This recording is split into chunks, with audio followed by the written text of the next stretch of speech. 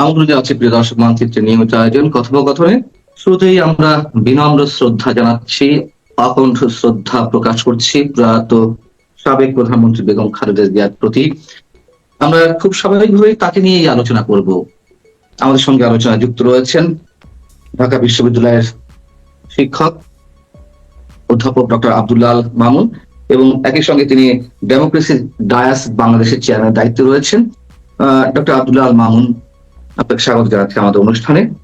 এবং নিঃসন্দেহে আমরা আপনার কাছ থেকে জানতে চাইবো প্রয়াত সাবেক প্রধানমন্ত্রী বেগম খালেদা জিয়া সম্পর্কেই। আমি যদি শুরুতে একটি প্রশ্ন করি যে তিনি তো সাধারণ একজন গৃহিণী ছিলেন, এবং এ কথা অনেকেই বলেন যে একজন সাধারণ গৃহিণী থেকে মাত্র অল্প কিছুদিনের মধ্যে তিনি একজন ক্যারিসমেটিক লিডারে পরিণত হলেন, এবং একই সঙ্গে বিএনপি প্রতিষ্ঠাতা সাবেক রাষ্ট্রপতি জিয়াউর রহমানের মৃত্যুর পর যে এলোমেলো অবস্থায় ছিল এই দলটি, সেই দলের পুনর্জন্ম ঘটেছে তার হাত দিয়েই। আপনার মূল্যায়ন?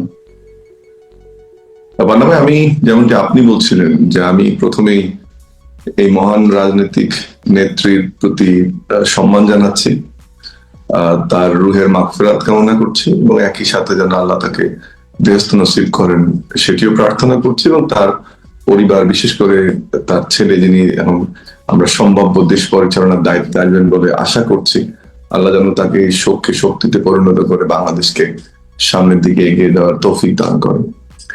যেমনটি আপনি বলছিলেন, ঠিকই বলছিলেন যে একজন গৃহবধূ যিনি কখনোই রাজনীতির মার কাছে যুক্ত হতে চাননি, কোনো রাজনৈতিক প্ল্যাটফর্মে বক্তব্য দেননি, কোনো কিছুই করেননি, কিন্তু তাকেই জাতীয়তাবাদী দলের মতো একটি দল, উদার বাংলাদেশপন্থী বা জাতীয়তাবাদী ডিফাইন করেছেন জিয়া প্রথম, তারপরে কর্মসূচি দিয়েছেন। দলটিকে উনি ভালোভাবে সামনের দিকে এগিয়ে নিয়ে যাচ্ছেন, যেমনটি উনি করছিলেন দেশের ক্ষেত্রে। এবং হঠাৎ করে কিন্তু বিপর্যয়টা ঘটে যে 81 সালের মে মাসে। তারপরে আমরা জানি যে তখনও কিন্তু খালেদা জিয়া দায়িত্বটা নিতে চাননি। এর পিছনে বলা হয় 3টি কারণ। একটি হচ্ছে যে উনি হতবিহ্বল হয়ে গিয়েছিলেন এবং অনিচ্ছা তৈরি হয়েছিল, অনাগ্রহ, যে রাজনীতির বোধহয় এরকমই, কারণ তার আগে শেখ মুজিবুর রহমান হত্যাকাণ্ডের পরে জিয়াউর রহমানের এই ঘটনাটি। দ্বিতীয় হচ্ছে তখন তার সামনে আমরা জানি যে জিয়াউর রহমান একজন সৎ মানুষ ছিলেন এবং তার সহায় সম্বল কিছু ছিল না। পরিবারের 2টি সন্তানকে উনি সবসময় শোনা করেছেন, দায়িত্ব পালন করেছেন, সেই জায়গাটাতে উনি গুরুত্ব দেওয়ার চিন্তা ভাবনা করেছেন।